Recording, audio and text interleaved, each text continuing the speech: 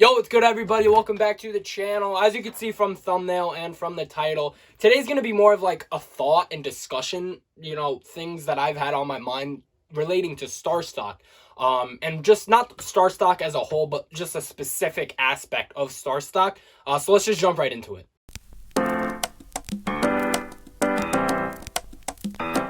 Okay, so the specific thing, I'm just going to jump right into it, is sending cards to StarStock.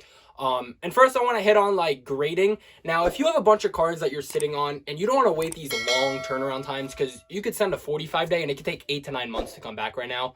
20-day could take 4 to 5 months. And even a 5-day could take 2 to 3 months right now. So if you don't want to wait those long turnaround times and you have cards that like you don't know if they're going to get 10s or you don't know if they're going to get 9s, or you don't even know if by the time they come back the player's still going to be good. Now, if you have cards like KD or LeBron or Derek Jeter, legends like that, yeah, it doesn't really matter how long those turnaround times are going to take, because like the values of those cards I think will still appreciate over time, because they're, the greats, they're the legends. But if you have players like, I don't know, maybe like Jaylen Brown or Cam Reddish, players that like aren't super developed, but like are getting there, especially Jaylen Brown right now, he's a monster right now, but like are still sort of a risky investment just because they haven't like proved themselves fully yet, right? And you don't want to wait those long turnaround times if you don't even know like if you're going to be able to make major profit off of it. So my thought process is you could send cards directly to StarStock and they'll give you StarStock A, a StarStock B, or StarStock C. So instead of waiting these long turnaround times, 5 to 8 months to get a card graded, now again, if you have those legends, send them, they'll appreciate over time. But if you have just like cards like this, like a Jaylen Brown, send it into StarStock, see what StarStock gives you. If they give you a B or a C and you don't like that, just send it back to your house.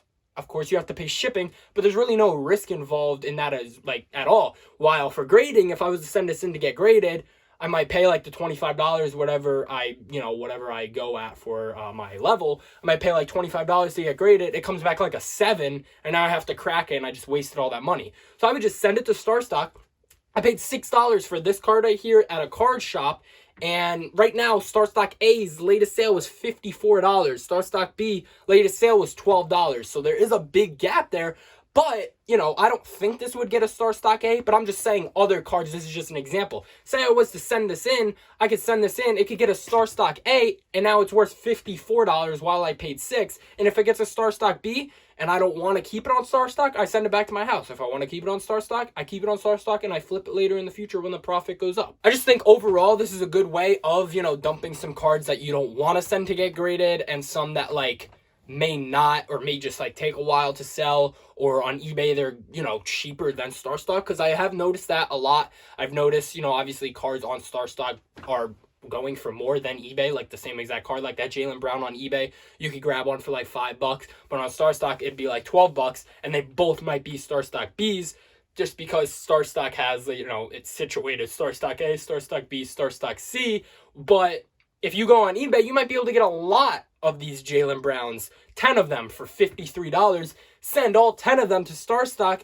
and 5 of them come back StarStock A's, and now you paid $53 for the whole lot. I'm not saying there's a lot out there that there probably isn't, it's probably more, but just in like theoretically, you could get a lot of 10 for $53, and now one of them's worth $53. So I think that's just like another way, if you're into more like flipping quick, buying some lots off eBay, sending them to StarStock. If they get high grades like a StarStock A, flip it, make some money. If they don't and they get a lower one, maybe send it back to you, and then hold it, or keep it on StarStock and flip it later down the road. All right, well, that's really it for this video. I know it was nice, short, and sweet. I just wanted to give my 2 cents on that, because I definitely think it is like a good way to make some profit if you are able to secure some StarStock A's and even StarStock B's on some certain players, some certain cards. Me personally, I have not sent any of my cards to StarStock, but I'm planning on doing it, after thinking about this a little bit and thinking like this could work and make me some extra money.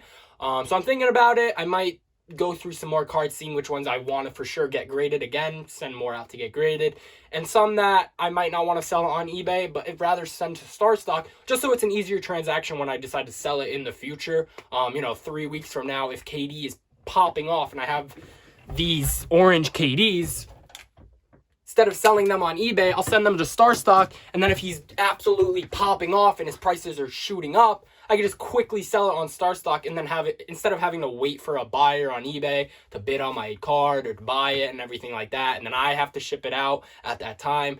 Nothing like that. Like, instead, send it early, and then you can just ship it right to the, or just sell it right whenever you want to. It's really easy, StarStock. If you haven't got into StarStock and you don't know what it is, it's just a stock market for sports cards. And use my code Steven Vetri when you sign up. Now that's it for today's video. If you missed some of my last videos, I just talked about some more StarStock buys. They'll be linked down below and at the end of this video. And I also went over some cards that I picked up recently at a card shop. That was my last video. So stay tuned for, or not stay tuned for those, go watch those.